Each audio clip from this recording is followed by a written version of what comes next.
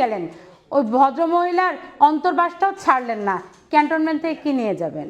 একটা একটা করে ধরে এদের বিচার সবার আগে করতে হবে। দেখেন, শুধু বাংলাদেশই নয়, পৃথিবীর প্রত্যেকটা দেশের জন্য সেনাবাহিনী রক্ষা কবচ হিসেবে কাজ করে। যখন একটি দেশে বিশৃঙ্খলা তৈরি হয়, দেশ যখন ঢামাঢোলে চলে, তখন সেনাবাহিনী এসে হাল ধরে।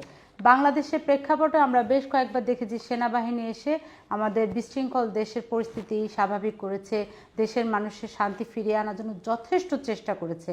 এবং 5ই আগস্টেও সেনাবাহিনী যথেষ্ট ভূমিকা রেখেছিল।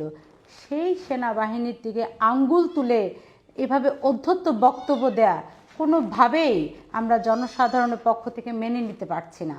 কারণ যে সেনাবাহিনী দেশের শান্তি শৃঙ্খলা বজায় রাখার জন্য কাজ করে, সেই সেনাবাহিনীর দিকে আঙ্গুল তাক করা, সেটি শুধু অধ্যত্তপনাই নয়, এটা একটা চরম বেয়াদবির শামিল। কেননা তারা এই যে 5ই আগস্ট থেকে শুরু করে এই যে চলতি 8 মাসে তারা যা করছে, একের পর এক তাদের যে অধ্যত্বপূর্ণ বক্তব্য, এতে তারা এত বেশি লাই পেয়ে গেছে যে, এবং তারা তাদের যে প্রধান উপদেষ্টার মাধ্যমে তারা যা মন চায় তাই করছে, কেউ তাদেরকে কিছু বলছে না।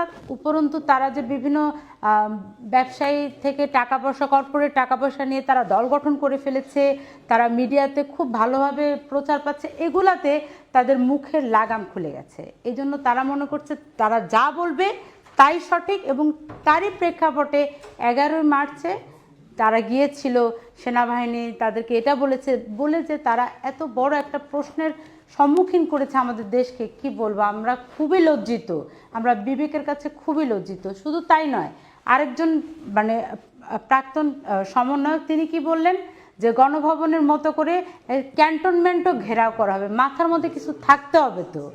গণভবন থেকে তো আপনারা মাগুর মাছ, শিং মাছ, কই মাছ, হাঁস, মুরগি, চেয়ার টেবিল যা পেলেন নিয়ে গেলেন, ওই ভদ্রমহিলার অন্তর্বাসটাও ছাড়লেন না, ক্যান্টনমেন্ট থেকে কি নিয়ে যাবেন? ক্যান্টনমেন্ট থেকে কী নিয়ে যাবেন? এই যে লুটপাটের যে মন মানসিকতা তারা তৈরি করলো 5 আগস্ট থেকে, সে লুটপাটের মন মানসিকতা এখনও চলছে। তা না হলে তাদের মাথার মধ্যে এটা কেন আসে যে ক্যান্টনমেন্ট ঘেরাও করতে হবে? আমরা আরেকদিকে কি দেখলাম, খুব বিখ্যাত একজন ব্যারিস্টার তিনি কি বললেন, যে উনি ক্যান্টনমেন্ট উড়িয়ে দিতে চান। আরে বাবা, ওই অমুক অন্য দেশ থেকে বসে বসে একজন বলছে 32 ভাঙো, সবাই 32 ভেঙে ফেলছে, অমুক করো তমুক করো, সবাই লুটপাট করছে। এখন কি করতে হবে? এখন ক্যান্টনমেন্ট উড়িয়ে দিতে হবে। আপনি চিন্তা করতে পারেন সারাটা দেশে যে এই 8 মাসের যে বিশৃঙ্খল পরিস্থিতি সৃষ্টি হয়েছে, আমাদের দেশের মানুষের জানমালের নিরাপত্তা নেই, আমাদের নারীদের নির্যাতন করা হচ্ছে, ধর্ষণ নিপীড়ন চলছে, দেদারসে লেখাপড়ার অবস্থা নেই, তথাকথিত মাদ্রাসাগুলোতে একের পর এক বলৎকার চলছে। এমত অবস্থায় এরা এখন ক্যান্টনমেন্ট দখল করতে চাচ্ছে, ক্যান্টনমেন্ট উড়িয়ে দিতে চাচ্ছে। কি শুরু হয়েছে? একটা একটা করে ধরে এদের বিচার সবার আগে করতে হবে। কারণ এরা ওই আওয়ামী লীগ দোসর বলে আওয়ামী লীগকে নিশ্চিহ্ন করতেছে, ওরা আসলে আমাদেরকে নিশ্চিহ্ন করে ফেলছে। কারণ এদের টার্গেট আর কিচ্ছু না, এদের টার্গেট হলো আওয়ামী লীগ আর শেখ হাসিনা।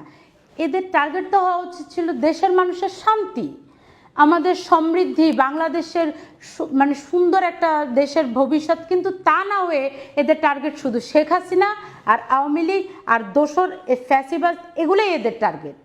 তা না হলে এরা কথায় কথায় আওয়ামী লীগকে ধ্বংস করে ফেলতে হবে, আওয়ামী লীগকে আর কোনোভাবে আনতে দেওয়া যাবে না, এদের নিবন্ধন বাতিল করো, এদের প্রত্যেকটাকে ধরে ধরে গণধোলায় দাও, এদেরকে ধরে ধরে জেলখানায় ভরো। কেন? যেখানে আমার দেশে সব কিছু জিনিসের দাম এত বেশি, আমরা অশান্তিতে আছি, আমাদের দেশে শান্তি নেই, শৃঙ্খলা নেই, আমাদের দেশে নিরাপত্তা নেই, সেখানে তোরা আমাদের কথা না ভেবে শুধু এক মহিলা পালিয়ে গেছে, ওই মহিলাকে ধরে এনে তার সাজা দিতে হবে, আওয়ামী লীগের সবার সাজা দিতে হবে। তাহলে কি আপনারা আওয়ামী লীগকে ভয় পান? তাহলে তো আমার মনে হচ্ছে যে ওরা আওয়ামী লীগ